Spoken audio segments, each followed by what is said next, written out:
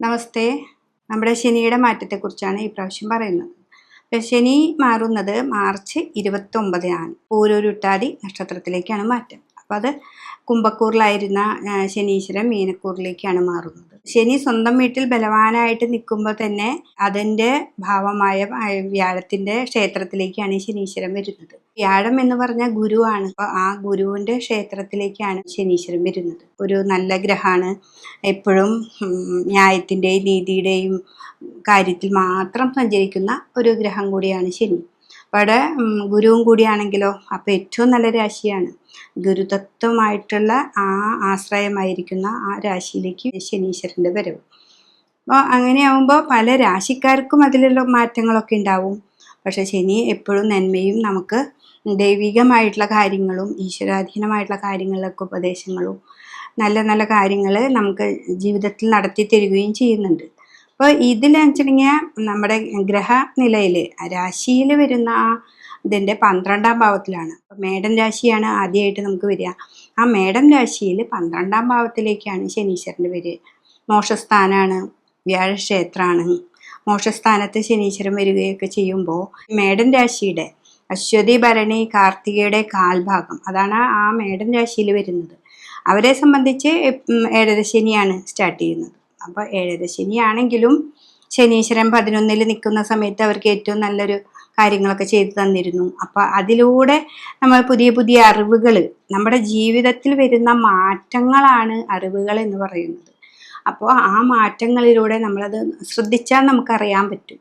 നമുക്ക് ശനീശ്വരൻ 11-ൽ നിൽക്കുന്ന സമയത്ത് നമുക്ക് പല സ്ഥലങ്ങളിൽ നിന്നും പ്രതീക്ഷിക്കാത്ത ധനങ്ങൾ വരാം. നമ്മുടെ കർമ്മ മേഖലയിൽ തന്നെ നല്ല മാറ്റങ്ങൾ ഉണ്ടാവാം. അപ്പോൾ അതെന്തുകൊണ്ട് എന്ന് നമ്മൾ തന്നെ തിരിച്ചറിയണം.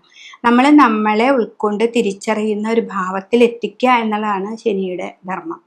അപ്പോൾ അതിൽ ഈ ശനിയൊക്കെ നമുക്ക് കർമ്മത്തിലൊക്കെ നിൽക്കുമ്പോൾ നമ്മുടെ കർമ്മഭാവങ്ങളിലേക്ക് വരുന്ന സമയത്തൊക്കെ ജോലി സ്ഥലത്ത് കുറേ ഇൻസൾട്ടിങ് തരും. എന്നാലും ശനി അവിടെ ഊർജമായി നിലനിൽക്കും. എന്നുവെച്ചാൽ ഞാൻ പറഞ്ഞതാണ് ശരി, അല്ലാതെ ഒരിക്കലും ഞാൻ തെറ്റല്ല പറയുന്നത്, ന്യായമാണ് ഞാൻ പറയുന്നത് എന്നുള്ള രീതിയിൽ നിൽക്കും. അപ്പോൾ ഇൻസൾട്ടൊക്കെ ഉണ്ടെങ്കിലും നമുക്കൊരു നന്മ അവിടേക്ക് വരുന്നുണ്ട്. അപ്പോൾ അതുപോലെ തന്നെയാണ് അപ്പോൾ ഈ മേടൻ രാശിക്കാരെ സംബന്ധിച്ച് അശ്വതി, ഭരണി, കാർത്തികയുടെ കാൽഭാഗക്കാർക്ക് ഏഴര ശനിയാണ്. പക്ഷെ നമ്മുടെ ശനി 11-ൽ നമുക്ക് കുറേ നല്ല വശങ്ങൾ തന്നിട്ടുണ്ട്. 12-ൽ ശനി വരുമ്പോൾ നമ്മൾ വളരെയധികം കെയർ ചെയ്യുക. നമുക്ക് 12-ലാണ് ശനീശ്വരൻ വന്നിരിക്കുന്നത്. ധനഭാവമൊക്കെ നമുക്ക് ഉണ്ടെങ്കിൽ തന്നെ അത് ഇൻവെസ്റ്റ്മെൻറ്റ് മറ്റുള്ള കാര്യങ്ങളിലേക്കൊക്കെ പോകുന്നത് ഈ 2.5 വർഷം സൂക്ഷിച്ച് വേണം. 12-ാം ഭാവമാണ്, വ്യയാണ്. നമുക്ക് ഇങ്ങനെ നഷ്ടങ്ങൾ സംഭവിക്കാം. അപ്പോൾ ഇൻവെസ്റ്റ്മെൻറ്റ് അതൊക്കെ വളരെ സൂക്ഷിച്ച് കൈകാര്യം ചെയ്യുക. അതാണ് മേടം കൂറുകാർ ചെയ്യേണ്ട കാര്യം. പിന്നെ അതിൽ മാറ്റങ്ങൾ, വ്യാഴത്തിൻ്റെ മാറ്റം അതൊക്കെ എൻ്റെ മറ്റൊരു വീഡിയോയിലുണ്ട്. അപ്പോൾ ശനീശ്വരൻ ഇതിൽ വരുമ്പോൾ നിങ്ങളിത് വളരെയധികം കെയർ ചെയ്യുക. ഇടവൻ രാശിക്കാരെ സംബന്ധിച്ച് കാർത്തികയുടെ മുക്കാലും രോഹിണിയും മകേര്യത്തിൽ അരയും കൂടുന്ന ഒരു ഇടവൻ രാശിക്കാർ. ഇടവൻ കൂറുകാരെ സംബന്ധിച്ച് ശനീശ്വരൻ വരുന്നത് നമുക്ക് 11-ാം ഭാവത്തിലാണ്. 11-ാം ഭാവത്തിൽ ശനി ഏറ്റവും നല്ലൊരു ഭാവമാണ്. അപ്പോൾ നമുക്കൊരു ഉപദേശം തരാനായിട്ട് നമുക്കൊരാളുണ്ടായിരിക്കും. നമുക്ക് ആൾ എന്ന് പറഞ്ഞാൽ നമ്മുടെ മനസ്സിൽ തന്നെ നമുക്കൊരു നല്ല വഴിയിലേക്ക് പോകാനും നമ്മൾ ചെന്നപ്പെടുന്ന ഭാവങ്ങളൊക്കെ നല്ലൊരു ഭാവത്തിലേക്ക് എത്തിപ്പെടാനൊക്കെ നമുക്ക് നല്ലൊരു സമയമാണ് ഇടവക്കൂറുകാർക്ക്. അപ്പോൾ ശനീശ്വരൻ 11-ലാണ് വന്നിരിക്കുന്നത്. ഇത്ര നാൾ അവർക്കൊരു കർമ്മത്തിലായിരുന്നത്. അപ്പോൾ ആ കർമ്മത്തിലൂടെ ഇപ്പം ഞാൻ പറയുന്ന പോലെ കർമ്മത്തിലുണ്ടാകുന്ന പല പ്രതിസന്ധികളാണ് നമുക്കത് മാറ്റി എങ്ങനെ പോവാം എന്ന് നമ്മൾ തന്നെ സ്വയം ചിന്തിക്കുന്നത്. അപ്പം നമ്മുടെ കർമ്മത്തിൽ പലതരത്തിലൂടെ നമ്മൾ പോകുമ്പോൾ അയ്യോ ഇന്നതുപോലെയാണ് വന്നത് എന്ന് നമുക്ക് ചിന്തിക്കും. അപ്പോൾ ആ പ്രതിസന്ധിനെ മാറ്റിയിട്ട് നമ്മൾ ചിന്തിക്കുമ്പോൾ നമുക്ക് 11-ാം ഭാവത്തിൽ ആ ലാഭസ്ഥാനത്ത് തന്നെ നമുക്ക് ശനി വരികയും ശനിയിലൂടെ നമുക്ക് നല്ല ലാഭങ്ങൾ ലഭിക്കുകയും ചെയ്യും. അപ്പോൾ അത്ര നാൾ നമ്മൾ ചെയ്തു വെച്ചിരുന്ന ആ ഗുണങ്ങളെല്ലാതും കിട്ടാൻ പോകുന്നത് ഈ 11-ാം ഭാവത്തിൽ ശനീശ്വരൻ വരുമ്പോഴാണ്. അപ്പം അതുകൊണ്ട് തന്നെ നിങ്ങൾ ശിവൻ്റെ അമ്പലത്തിലൊക്കെ നന്നായിട്ട് പ്രാർത്ഥിക്കുക, പ്രദോഷത്തിന് പോവുക, രുദ്രാഭിഷേകമൊക്കെ ചെയ്യുക. പിന്നെ മറ്റുള്ള ആൾക്കാരുമായിട്ടിങ്ങനെ ഇതൊക്കെ പറഞ്ഞ് നിൽക്കാതിരിക്കുക. ശനിക്ക് എപ്പോഴും ന്യായമാണ് വേണ്ടത്. കർമ്മത്തിൽ എപ്പോഴും ശ്രദ്ധിക്കുക. അപ്പം നിങ്ങൾക്ക് ധനമൊക്കെ നല്ല പോലെ വരുന്നതാണ് ഈ ഇടവക്കൂറുകാർ. ഇതിനക്കൂറുകാരെ സംബന്ധിച്ച് നമ്മുടെ മകേര്യത്തിൽ അരയും തിരുവാതിരയും പുണർദത്തിൻ്റെ മുക്കാൽ ഭാഗവും ഇതിലുണ്ട്. അപ്പോൾ ഇത്രയും ഉള്ള ആൾക്കാരെ മിഥുനക്കൂറുകാരെ സംബന്ധിച്ച് ശനീശ്വരൻ വരുന്നത് 10-ലേക്കാണ്. അപ്പോൾ 10-ാം ഭാവത്തിൽ പറയുന്ന പോലെ കർമ്മത്തിലാണ് നമ്മുടെ അപ്പോൾ കർമ്മത്തിൽ ഇവിടെ വ്യാഴ ക്ഷേത്രത്തിലാണ്. അപ്പോൾ സാമ്പത്തികമായിട്ട് ചിലപ്പോൾ ബ്ലോക്ക് ഉണ്ടാവാം. ഇന്ന് തരാമെന്ന് പറയുന്ന പൈസ നമുക്ക് കുറച്ച് നാൾ ഡിലേ വരാനായിട്ട് പറ്റും. പിന്നെ അതുപോലെ കർമ്മത്തിൽ ഇപ്പോൾ എല്ലാ മാസത്തിലും കറക്റ്റ് ശമ്പളം വരുന്നത്, അതൊക്കെ ഒരു ചെറിയ ചെറിയ തടസ്സങ്ങളൊക്കെ ഉണ്ടാവാനായിട്ട് സാധ്യതയുണ്ട്. പക്ഷെ അവർക്ക്, നിങ്ങൾക്ക് മിഥുനക്കൂറുകാരെ സംബന്ധിച്ച് അവിടെ വ്യാഴം വന്ന് നിൽക്കുന്നുണ്ട്. ഈ കർമ്മത്തിൽ നീതിനിഷ്ഠമായിട്ട് കാര്യങ്ങൾ ചെയ്യുകയും അവിടെ എന്തൊരു ചെറിയതായോ വലുതാണോ കർമ്മമെന്ന് നോക്കാതെ നമ്മൾ ചെയ്യുന്ന ഒരു ജോലി അത് അത്രയും കൃത്യനിഷ്ഠമായിട്ട് ചെയ്യുകയാണെങ്കിൽ ശനി നമുക്കവിടെ സാമ്പത്തിക വളർച്ചയാണ് നൽകുക. അതുകൊണ്ട് തന്നെ മിഥുനക്കുറുകാർ ശനീശ്വരൻ്റെ ഈ കർമ്മത്തിൽ വരുന്ന ഈ ഭാവം എന്താണെന്ന് മനസ്സിലാക്കി മുന്നോട്ട് പോവുക. ഇപ്പോൾ കുട്ടികൾക്കാണെങ്കിലും പുറത്തേക്ക് പോകേണ്ട കാര്യങ്ങളാണെങ്കിലും ഇപ്പോൾ അവിടെ ചെന്നിട്ട് ചിലപ്പോൾ ആദ്യം കുറച്ച് ഡിലേ ഒക്കെ ഉണ്ടാവാം. അത് അല്ലെങ്കിൽ നമ്മൾ വിചാരിച്ച സാലറി നമുക്ക് കിട്ടിയെന്ന് വരില്ല. അതൊന്നും നിങ്ങൾ ചിന്തിക്കേണ്ടതില്ല. ഏത് ജോലിയാണോ കിട്ടുന്നത് അതിൽ കയറി പറ്റുക. എന്നിട്ട് അവിടെ ഇരുന്നു കൊണ്ട് നമ്മൾ ചിന്തിക്കാൻ നമുക്ക് അവിടെ ഒരു സമയം കിട്ടും. അവിടെ ഉണ്ടാവുന്ന കുറേ ഇൻസൾട്ടിങ് ഒക്കെ വരെ നമുക്ക് കർമ്മത്തിൽ എന്തായാലും ഇപ്പോൾ ബോസിൻ്റെ കയ്യിൽ നിന്ന് കുറേ ഇൻസൾട്ട് വരും. നമ്മൾ എത്ര ചെയ്താലും അത് കൃത്യമായി ആവില്ല എന്ന് പറയും. അതിലൂടെ വരുന്ന ദോഷങ്ങളൊക്കെ നമുക്ക് ഉണ്ടാവും. പക്ഷെ അത് ഒരു ദിവസം നമ്മൾ ഇരുന്ന് ആലോചിക്കും, നമുക്കതെങ്ങനെയാണ് ശരിയാക്കുക. അങ്ങനെ ആ ശരികളിലൂടെ നമ്മളെ പഠിപ്പിച്ച് നമ്മളൊരു നല്ല രീതിയിലേക്ക് എത്തിക്കാനായിട്ട് ശനീശ്വരന് പറ്റും. അപ്പോൾ മനസ്സാണ് വേണ്ടത്. വളരെ കൃത്യമായി മെഡിറ്റേഷനൊക്കെ ചെയ്ത് മനസ്സിനെ നന്നായിട്ട് ഒന്ന് പിടിച്ച് നിർത്തി കൊണ്ടുപോവുകയാണെങ്കിൽ കർമ്മത്തിലുള്ള ശനി, അതായത് കണ്ടകശനിയാണ് നിങ്ങൾക്ക് മിഥുനക്കൂറുകാർക്ക്, ആ കണ്ടകനാണെങ്കിലും വളരെ ദോഷങ്ങളൊന്നുമില്ലാതെ മുന്നോട്ട് പോകാനായിട്ട് സാധിക്കും.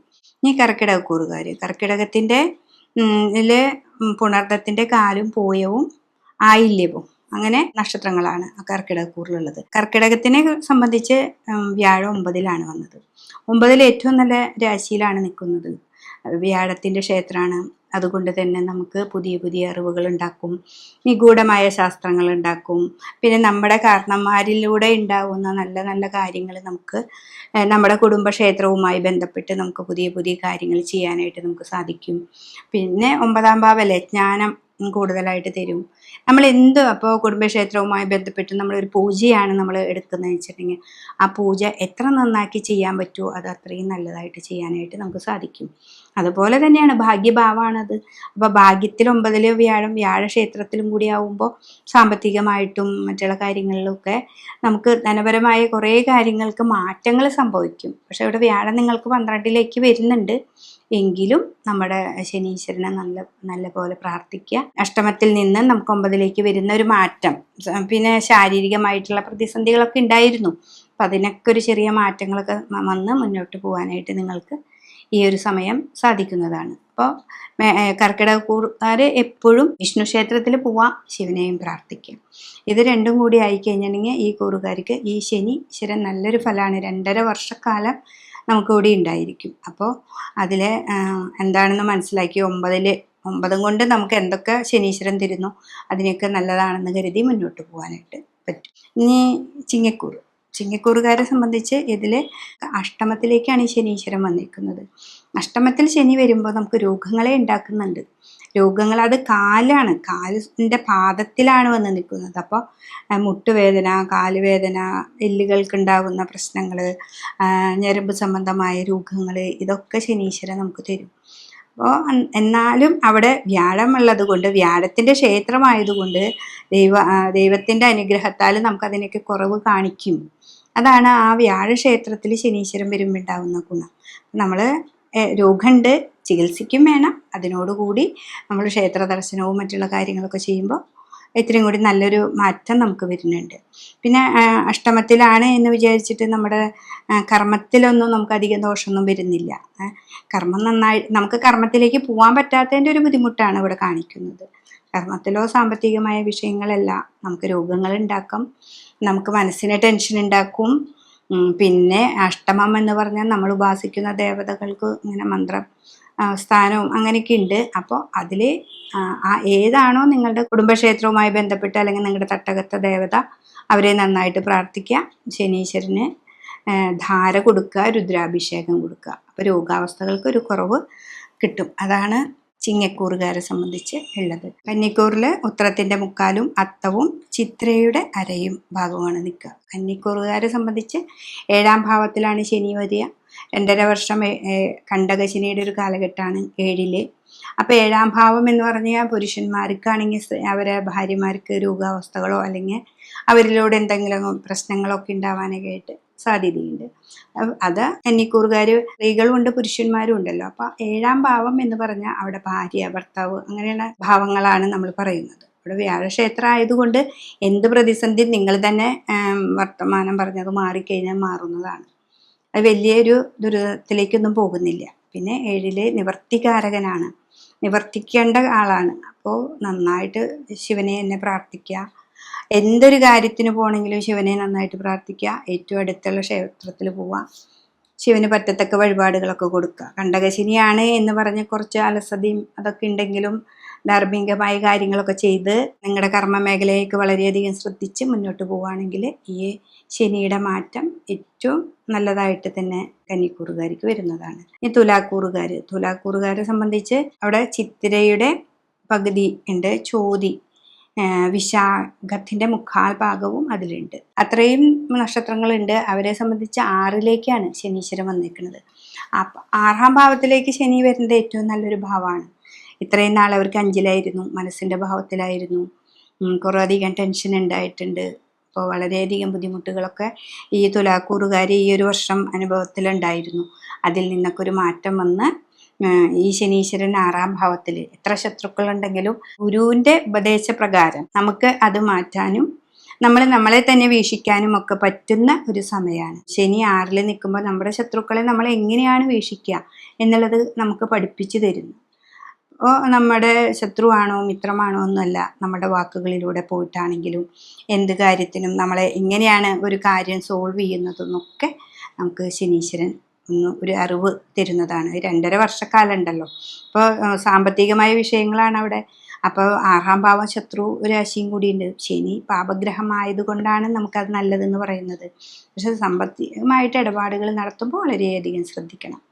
6-ാം ഭാവമാണ്, തുലാരാശിയാണ്. തുലാരാശിക്കാർ എപ്പോഴും തുലാസ് പോലെയാണ്. അവർ എപ്പോഴും ബിസിനസ്സുകാരൊക്കെ ആയിരിക്കാം. അപ്പോൾ ബിസിനസ്സുകാർ അവർ സാമ്പത്തികമായിട്ടുള്ള കാര്യങ്ങളിൽ ഇടപാട് ചെയ്യുമ്പോൾ വളരെയധികം ഒരു ദിവസം ഇരുന്ന് ചിന്തിച്ച് പെട്ടെന്ന് ഒരു എടുത്തടിച്ച് ഒരു മറുപടി കൊടുക്കാതെ വളരെയധികം ശ്രദ്ധിച്ചാൽ നിങ്ങൾക്ക് ഈ 6-ലെ ശനി നല്ലൊരു സാമ്പത്തികമായി നേട്ടങ്ങളെ ഉണ്ടാക്കാനായിട്ട് നിങ്ങൾക്ക് സാധിക്കും. വൃശ്ചികക്കൂറുകാരെ സംബന്ധിച്ച് വിശാഖത്തിൻ്റെ 1/4 ഭാഗവും അനിഴവും തൃക്കേട്ടയും കൂടുന്ന ഭാഗമാണ് വൃശ്ചികം. അപ്പോൾ വൃശ്ചിക രാശിക്കാരെ സംബന്ധിച്ച് അവർക്ക് 5-ലാണ് ശനി വന്ന് നിൽക്കുന്നത്. 5-ാം ഭാവത്തിലേക്ക് ശനീശ്വരൻ. അപ്പോൾ അവരെ കണ്ടകശനിയുടെ കാലഘട്ടം കഴിഞ്ഞു 5-ലേക്ക്.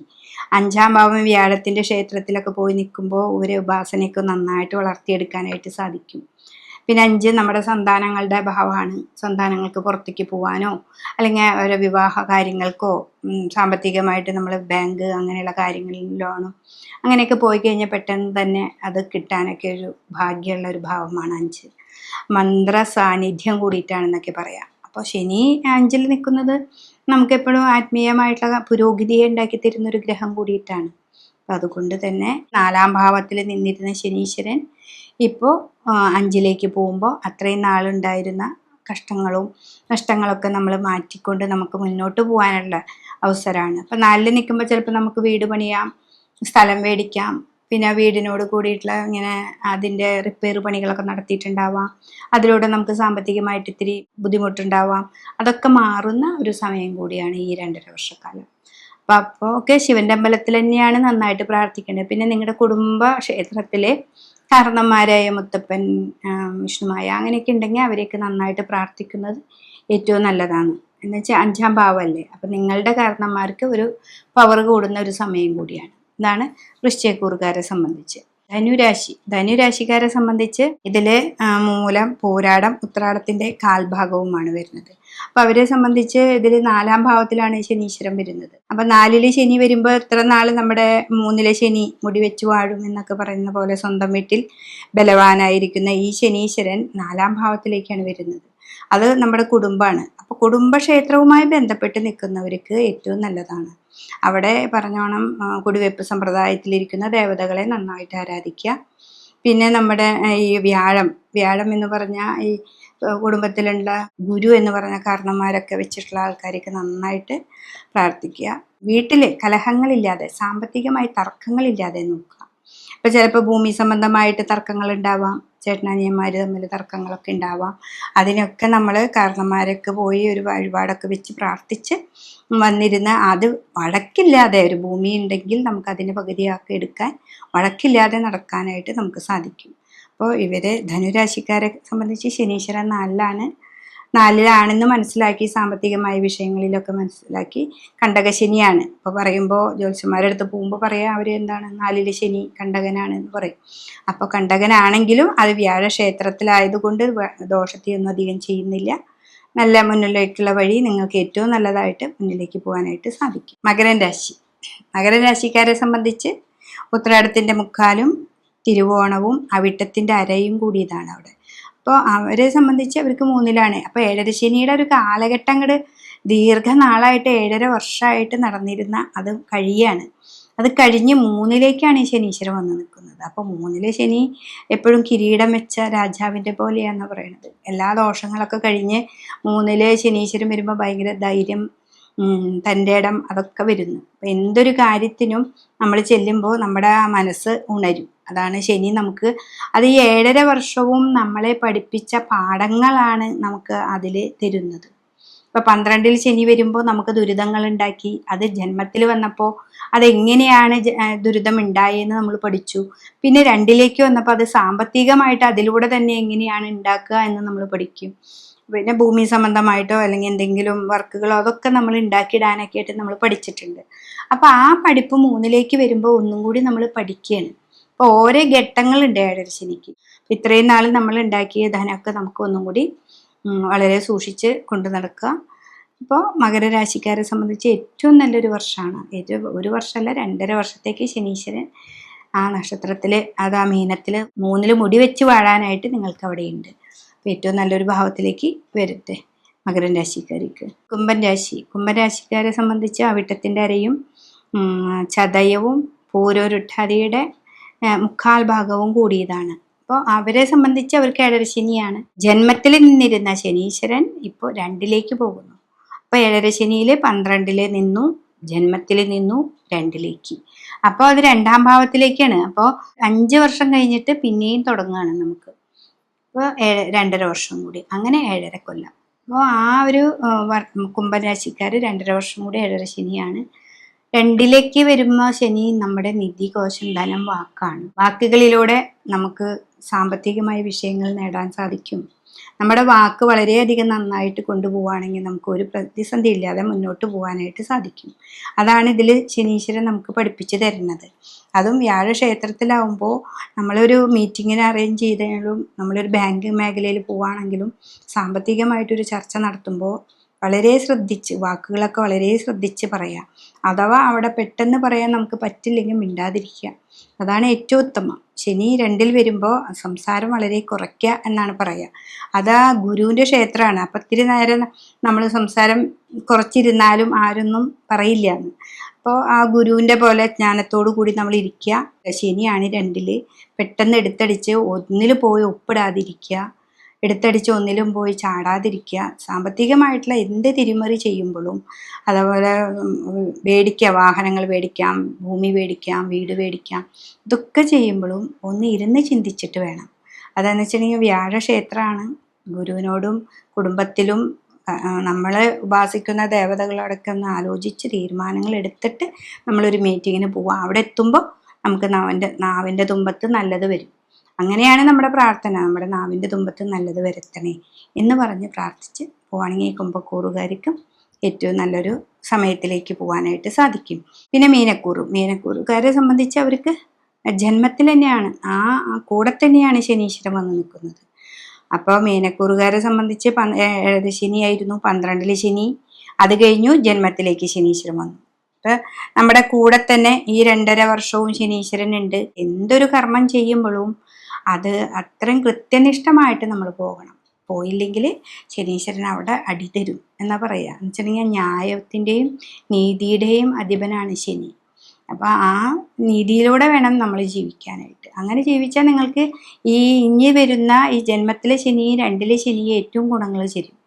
അപ്പോൾ ഇത്രയും 12-ൽ ഉണ്ടായ നമുക്ക് കഷ്ടനഷ്ടങ്ങൾ, അല്ലെങ്കിൽ ചിലർക്ക് ചെല്ലുമ്പോൾ ഉണ്ടാവുന്ന പ്രതിസന്ധികൾ, ഇതൊക്കെ ആണെങ്കിലും നിങ്ങളുടെ ഓരോ കൂറുകാരിലും ഓരോ നക്ഷത്രക്കാരിലും ശനീശ്വരൻ ഏത് ഭാവത്തിലാണോ ഇരിക്കുന്നത് അതിനൊരു പ്രാധാന്യമുണ്ട് ട്ടോ. ഇത് ഒരു ഗോചര ഫലമാണ് നമ്മൾ പറയുന്നത്. അപ്പോൾ ഈ മീനക്കൂറിലാണെങ്കിലും മേടക്കൂറിലാണെങ്കിലും പശുതി നക്ഷത്രത്തിലായ ഒരാൾക്ക് 7ാം ഭാവമായ തുലാത്തിലാണ് ശനി വന്ന് നിൽക്കണമെന്ന് വെച്ചിട്ടുണ്ടെങ്കിൽ നല്ല ഉച്ച ഫലമല്ലേ കൊടുക്കുക. അപ്പോൾ 7ര ശനിയിലൊക്കെ അതിൻ്റെതായ ഒരു മാറ്റങ്ങളും നമുക്ക് കാണിക്കുന്നുണ്ട്. പക്ഷെ എന്തൊക്കെ മാറ്റങ്ങളുണ്ടെങ്കിലും ശനി ന്യായാധിപനാണ് അവിടെ. അപ്പോൾ എപ്പോഴും ന്യായമായ മാർഗത്തിലൂടെ സഞ്ചരിക്കണം. പിന്നെ ഡാർക്കായിട്ടുള്ള കളറുകളായിട്ടുള്ള ഡ്രസ്സുകൾ ധരിക്കുക. വൈറ്റൊക്കെ നമ്മൾ ഇത്തിരി നാളത്തേക്ക് മാറ്റി നിർത്തുക. വെള്ളി ആഭരണങ്ങൾ ധരിക്കുക. ഇതൊക്കെയാണ് ശനീശ്വരന് ഇഷ്ടമുള്ളത്. അപ്പോൾ കുറേ ഇൻസൾട്ടൊക്കെ ഉണ്ടാവും 7ര ശനിയുടെ കാലത്ത്. ഓരോ സ്ഥലത്ത് പോകുമ്പോഴും ചിലപ്പോൾ നമ്മളെ കണ്ടില്ല എന്നുള്ള ഭാവം നടിക്കും. ഓരോ വീടുകളിലായാലും നമ്മൾ ഏറ്റവും ഉറ്റ സുഹൃത്തുക്കളാണെങ്കിൽ പോലും നമുക്ക് ഭയങ്കര ഇൻസൾട്ടിങ് ഒക്കെ തരും. പക്ഷെ അതൊക്കെ നമ്മുടെ ജീവിതത്തിൽ പഠിക്കാനുള്ള പാഠങ്ങളാണ്. അപ്പം നമ്മൾ ഒറ്റപ്പെട്ട് നമ്മളതൊക്കെ മനസ്സിലാക്കി നമ്മൾ തനിച്ചിരിക്കുകയാണ് നല്ലത് എന്ന് നമ്മൾ തന്നെ സ്വയം വിചാരിക്കും. തനിച്ച് നിന്ന് നമ്മൾ സ്വയം പഠിക്കും. നമ്മുടെ ജീവിതം എങ്ങനെ കൊണ്ടുപോകാം എന്നുള്ളത് മാത്രമായിരിക്കും നമ്മുടെ ചിന്ത. അങ്ങനെ നമ്മൾ മുന്നോട്ട് പോവുകയാണെങ്കിൽ ഏറ്റവും നല്ലതായിട്ട് മീനത്തിലെ ശനി ജന്മത്തിലാണെങ്കിലും നിങ്ങൾക്ക് നല്ലതായിട്ട് വരും. അതാണ് ഈ ശനിയുടെ മാറ്റം.